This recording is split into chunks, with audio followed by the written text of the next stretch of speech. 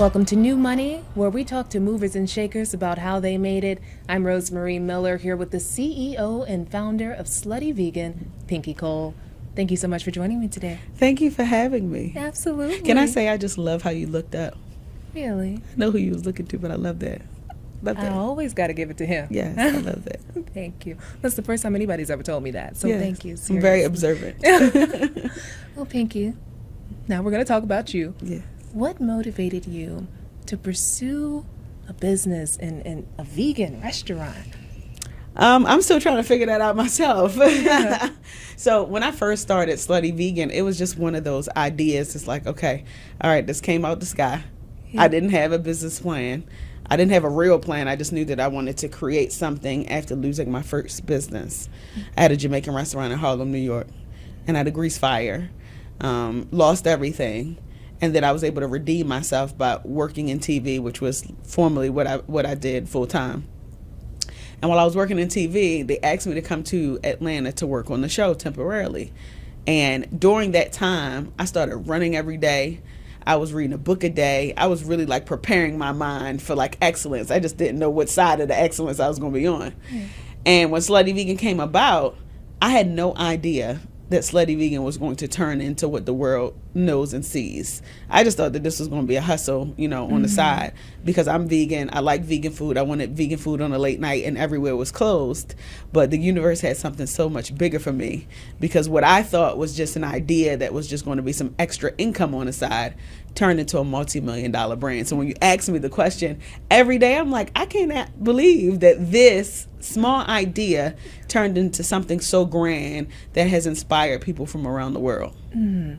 And so it was more so about, okay, you knew you were going to start your own business, but you didn't really know what the business would be. It's not like, oh, I want to be a chef or anything like that. Just I did not go to culinary school. You did not go to culinary school. I like to eat more than I like to cook. Really? So this really is a passion project for me, right? When I created Slutty Vegan, it felt right. Have you ever had something in your life where it just felt right? Like I didn't have like the expertise to really do it, but everything just kept coming to me at the right time. I was in the right place with the right people, made the right connections, and all of it unfolded exactly how it was supposed to unfold. And I think a lot of it was the timing. Right? And that timing was so necessary because veganism was just getting super popular all over again. Historically, when you think about vegan food, it's bland, it's a rich, wealthy lifestyle. Like you don't see that in urban communities, right? But when I came on the scene, it was just like, okay, the timing is now. The world needs a vegan concept that people are going to appreciate that does not taste vegan. And I just didn't even realize that was the timing to do it. And timing it just worked out that way. Yeah, it's just like KFC. If KFC tried to open today, it wouldn't work. It wouldn't work. It wouldn't work. Hey, if Slutty Vegan tried to open today, it probably wouldn't work. Really? Why do you think that? Because the timing was so ripe. Right? When people wanted to open up their consciousness. You got to imagine, like, Slutty Vegan really got its big boom during the pandemic, right? So, like, when the world seemingly was falling apart, people wanted to eat better. They wanted to live better. They just wanted to make more conscious decisions in their lives. And then when you think about veganism, okay, let me try this. Like, if this can lead me toward a better lifestyle, I'm going to try it. So we saw an increase, like a real super spike with the business because of what was happening in the economy. And obviously there's still economic downturn, but I believe that Slutty Vegan is a once in a lifetime thing. And I'm okay that it would never happen again if I started it over again, because it was supposed to happen when it was supposed to happen. When it was supposed to happen. And around that time, I believe some Netflix documentary, like What the Health, came out, and everyone was really trying to, I remember I'm trying to be vegan. Everybody was doing it. Yes. Yeah. Well, Pinky, what challenges did you face when starting your business, and how did you overcome them? I face a challenge every day. Well, one of the biggest challenges is I've never ran a multi-million-dollar company before, right? So you got to imagine, I come from humble beginnings. My father did 22 years in prison. My mother was an entrepreneur, plus she worked for a company, so she was committed to a space, even till today. Right. So like nobody ever gave me the blueprint on how to run a business with over 100 plus employees, right? On how to make sure that my paperwork is right. When you talk about profit and loss and like equity and like safe notes. And I'm like, what is that? Like, I don't understand that language. But wasn't it your father who He on your phone calls with him, he would help you He would help me talk about stocks, but we never talked about having a brick and mortar and like what profit and loss looks like when you have a restaurant. Like, so that was a very new world for me. Obviously I had a restaurant before, but like I was a janky promoter in that restaurant. I just opened up my doors and sold food and it worked, and like used the money to pay the bills, but like there was no real structure for me, right? So I've never done this before. So it's almost like a baby learning how to walk. So I literally had to learn by way of Google and YouTube and all these other channels, and by way of experience, how to run and operate a business. So now when I look back on everything, I've learned a lot. It was the most expensive school I could have ever went to. I had to learn operations. I had to learn cost of goods, things that as a creative, to be honest, I really wasn't interested in, but I knew was necessary in order to grow a brand. But fortunately, I had enough people around me who were as smart, if not smarter than me, and who had the expertise to say, okay, Pinky, this is how you do that. So while I was focusing on like marketing and being the creative genius behind the brand, I built a team around me that could focus on the numbers, that could focus on the money, and like share and educate me on how to do that so that I can grow. So that was hard. That was really hard. The second piece of it was making sure that I identified the people who had the right ethos to be a part of my company, right? Like I don't want nobody working for me that just want a paycheck. Like I want dreamers. I am a dreamer. Okay. Like when I say I'm going to do something, I'm going to do it, but I'm going to do it at 1,000%. Right. Like I never half-ass anything. I don't like to meet expectations. I want to exceed everything. Right. So as a CEO of a company like this, I want those same kind of people that have that same attitude, that same drive, that same relentlessness, because I know that they will care about my business just as much as I do. And I didn't always get that right. I used to hire people on Instagram. So I didn't always get that right, but now I'm more intentional about it. So when you talk about challenges happen for me every day, right? And even at the highest level, I believe that entrepreneurs and CEOs still go through that, but I've learned along the way how to grow a company based on the pitfalls, based on the mistakes, based on the things that I didn't know that I know now. Pinky, where did this confidence come from? My mama. I've been confident for a very long time. Really? And I believe, I was talking about this the other day, I believe that my confidence came from being the underdog, right?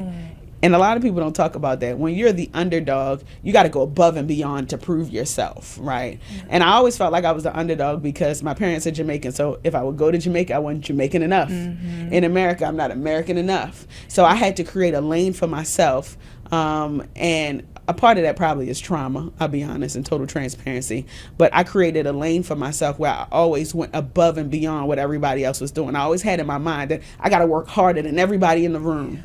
I was always that girl. And as a result of that, it carried with me throughout my life, through selling candy, selling food, having parties, starting businesses, doing beauty pageants, all of these things. I was always like on the hunt to be great. And it just transpired into my adulthood. So that level of confidence is embedded in me. Like when I walk in the room, you're going to feel me. You're going to hear me. You're going to feel my presence. And you're either going to be inspired or you're going to get a little nervous. But I'm here and I'm present and I'm in the room. And that level of confidence has allowed me to get investment for my business. It's allowed me to build really, really good relationships, because when you come into my space, like you are my equal, even if you got $1 billion in the bank. My $1 billion ain't there right now, but like I have $1 billion cultural currency, right? And people love and respect that. So confidence is key. Cultural currency. Cultural currency is money that is not in the dollar, right? People follow me for the right reasons. I like to say that I set a positive example for entrepreneurs, for women, for mothers, for minorities, for Black women, for Black people, right? For people who are vegan, who don't look like society's status quo. Like I fit into so many boxes that people can relate to. And when you can relate to people, they will support you, they will follow you, they will respect you, and they're going to go to bat for you. So when you talk about cultural capital, I believe that I have that, and I don't take that for granted, because there's so much power in having the ear of the people. Now, when you abuse that, that's a whole nother story. But I work my hardest to make sure that I show up in the world in the right way, because there's so many people looking at me and expecting me to win, because my win is a win for them as well. I want to go back to you saying when you walk in the room, you're going to know I'm confident, right? When you walked in the room, the first thing I thought was, she is so humble. Thank you. Yes. I get that a lot. Your humility just radiates all over. Thank you. Absolutely. I appreciate that. It's a healthy balance. Yeah. The humility and confidence. Confidence doesn't have to be loud. Right. When you think Loud about and confidence, proud. it don't have to be loud and boastful. Like confidence can be quiet and subtle and settle. It's all about the presence. And thank you. I appreciate you saying that. I do get that a lot, but humility is also the key to being able to grow and thrive, especially in the hospitality industry like this one. So you said you had quite a few people who were there to help you on this journey. Who are like your one or two mentors, the people you can call and you want to cry, you want to break down, but those are the people you can really reach out to who will help you? Oh, I have so many. One of them is Richie Lou Dennis. Okay. He was my first investor. So he kind of really like laid the foundation for me to be able to scale my business in a way that I've been able to do it. And the reason why he invested in me is because of that confidence that we talked about. So I've been able over the years to be able to call him, and he's given me sound advice on how to like really run a company, how to deal with people, how not to deal with people. And I appreciate that because he's already made his fortune, so he doesn't have to do that for me. So for him to be a guiding light in my professional career, I don't take that for granted.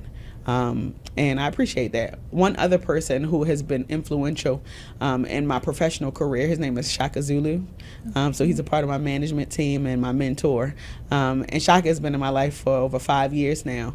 And what he does is he gives me the non-business advice, right? Because I'm still human. Right. I still have to be the recipient of this level of success that's coming my way. So he keeps me grounded because obviously he has run very successful businesses. He's managed one of the most successful artists in the world. So like he really brings me back down to earth so that I can understand the world in a different way. And those are just two of the many, right? I have a lot of people, men especially now that I'm thinking about it, who have been in my corner and have supported me. And I appreciate those people because they just want to see me win.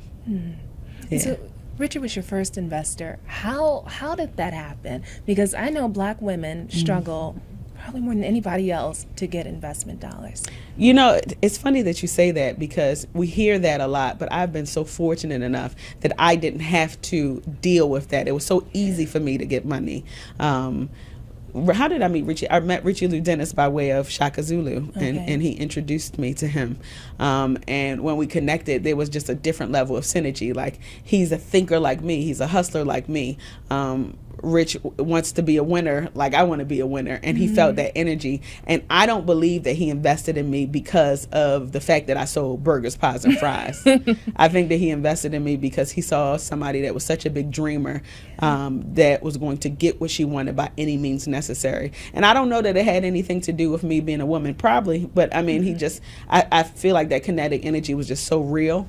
That he just wanted to be a part of something great. I mean, you got to imagine when I got my first investment, lines down the block at every single location, right? I'm making millions and like still trying to figure it out in this new business. And he sees a diamond in a rough, like, oh, I need to be a part of this. And then obviously, you know, that level of engagement and the relationship building of it all was so important too. So I'm very grateful for that. And Rich, if you see this, you know that I'm coming from the heart, okay? And you weren't kidding about lines down the block. Yeah. Didn't you get put out of your first business because I did. Too well, many almost got put out. I had to go to court and everything. You know, it's interesting. If you want to be a disruptor, there will be some disruption. And there's been some disruption along the way in my business, but I'm so grateful for it because it only made me even more relentless. It made me stronger. It made me go harder. It put a battery on my back. And I wouldn't take those experiences back for nothing. You know why? Because when I look back over my life and over the things that I've been through in my business, it really just painted the picture where now I really have a testimony. So the next person that starts to start a business, I can tell them the things that I've gone through so that they can avoid a lot of the pitfalls that happen. Or they can understand that, like, you want to be an entrepreneur? This ain't no game. This is real, right? Because, you know, people see the end product. They see the Instagram posts and the accolades accolades and the achievements, but there's some sleepless nights that come with that. Right. There's some tears at night that, you know, that come with that. And I've experienced all of it on every single level. Some people may have seen and some people may have not seen. But that's the beauty of entrepreneurship, and I want to be able to share that story with people. So tell us about that, those earlier days, those when you're day to day trying to keep going, trying to keep I your still head have above those the days. water. Really? I'm pregnant probably. But you know, and it wasn't rooted in money, right? Like there is difficulty running. First of all, the restaurant industry is one of the hardest industries to be in. Right? Very hard. I mean, the margins, and it's difficult. You're in the service-based business, so you're pleasing people for a living. So imagine when people aren't pleased, especially if this is a business that you didn't start to make money. I didn't start Slutty Vegan to make money. I started Slutty Vegan because I wanted people to have a real experience with vegan food and reimagining it. But I care about what people think, right? And because I care about what people think, I would get reviews. If I get bad reviews, I would take it so personal. I would be so upset, even to today. Like if I get a bad review, I am mad because I've set a standard in my business that I want it to be excellent on every single level. And when we miss that mark, it frustrates me. And I'll be totally honest. If your why were to be money, do you think you'd still be doing this today? No. No, you really got to love this. You gotta love it. You really have to love exactly what you do to stay in this. And this is anything, right? Like a basketball player got to love basketball to do it for 15 years, not knowing if you're going to get drafted or not. You understand what I'm saying? Like a tennis player, same thing. You really have to love this work and be intentional about it to stay in it and love it, because if you don't love it, it's going to show up. Well, Pinky, you did get the money. I did. So what was the biggest money mistake you've made so far? Corporate spend. Could you elaborate? So, you know, when you have a business, obviously, and I wouldn't call it a mistake, right? I would call it a big lesson learned. So we got an injection of capital. And once we got the injection of capital, there were several locations that we were opening. So we were working smarter, not harder. So we were hiring people early on so that we could train them and everything. But in the middle of doing that, we were in a supply chain issue, right? So like the supply chain was all janky.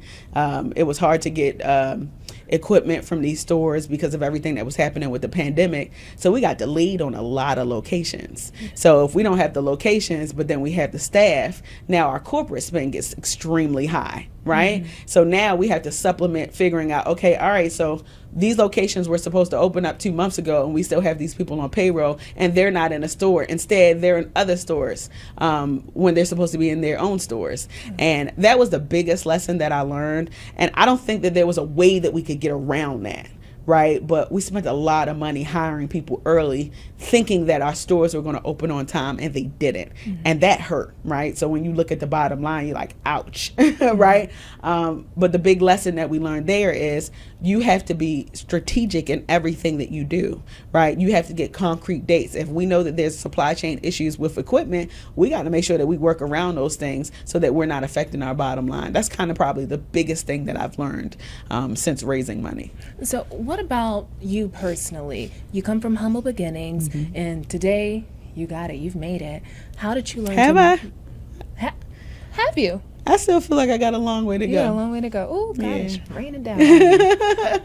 So how did you learn to manage your money?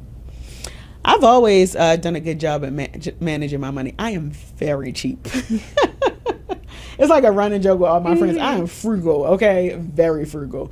And I think I got it from my mother. Like when I was younger, like she didn't care about nothing else, but you better make sure you got good credit. Make sure you pay your bills on time. Nothing can be late. So it traumatized me because I felt the ghost of my mother behind me. Like if I would go to buy something expensive, like I would get buyer's remorse because I'm thinking about my mother and how she would save everything. Like my mother has the same wardrobe that she's had for the last 20 years, you know? So I grew up in a space where I saw my mother like, we eat leftovers for the next 3 days, and that's okay. So like as an adult, I love leftovers, right? So like I've always been very conscious of my money, and to be totally transparent, it's because I want to keep it. I don't want to lose it. Like I don't like the feeling of lack and not having, right? So I have made it my business to buy real estate, right? To invest my money in stocks.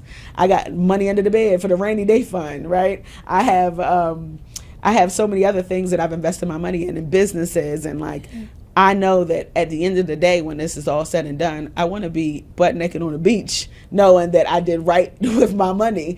And the only way that I can do that is to be conscious about the things that I do. And, you know, I'm used to it, so it's not hard. What is difficult is now that I have kids. Kids are not cheap.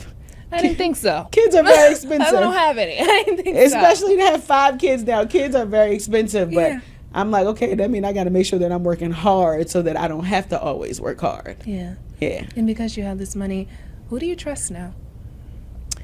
Who do I trust? I trust my husband. Yeah. I trust my husband because we're in alignment with our goals and dreams and what we want. I trust my mother because I know my mother is going to always make sure that she takes care of our kids. And there are a couple of people in my business that I genuinely trust that have been with me from the very, very beginning, that I know that, God forbid something happens to me, they are going to treat Slutty Vegan like their own. Well, Pinky, you have American Sesh coming up. Could you tell us about that? Yes. So I started American Sesh in December of last year. And it was basically a way to bring collective minds together with no ego, no phones, just pen and pad. So I've had the likes of Ludacris, Richie Lou Dennis, Caroline Wonga. I've had so many other people, the mayor of Atlanta. I could go on and on. So many celebrities have come, but I've also had creative executives come, and they sit in a room with people that don't have any money. Yeah. And they sit at a table and they come up with billion-dollar ideas. And it has been so successful. When I first started, there were like 30,000 people who have signed up to want to participate. And now we're doing a live sesh for the first time with an audience. And we sold out in less than 7 hours. When we opened up those tickets. So what that tells me is entrepreneurship is at an all-time high. People want to win at an all-time high, and people want to learn and collaborate with other people who are also winning. So I'm excited about it. This is just another extension of the beautiful things that Slutty Vegan, Pinky Cole, all these things that I'm doing already. It is just a collective that really is just going to build this umbrella that's going to unlock that path of generational wealth for me. And because entrepreneurship is at an all-time high, what 3 pieces of advice would you give to up-and-coming entrepreneurs? What 3 pieces of advice? The AAA. Make sure that you have an accountant to keep all your books clean. Making sure that you have an attorney to protect you in business, because everybody is too happy in 2023. So make sure that you have the people that are going to properly protect you. And having an assistant. If you are in business, you need to keep your head clear, and having an assistant will support you in making sure that your head is always clear so that you can go out and use that creative genius to go out and change the world. So that's the 3 things that I would tell new entrepreneurs. The AAA. AAA battery. Pinky, you're amazing. Thank you. Absolutely. And thank you for joining me today. Thank you.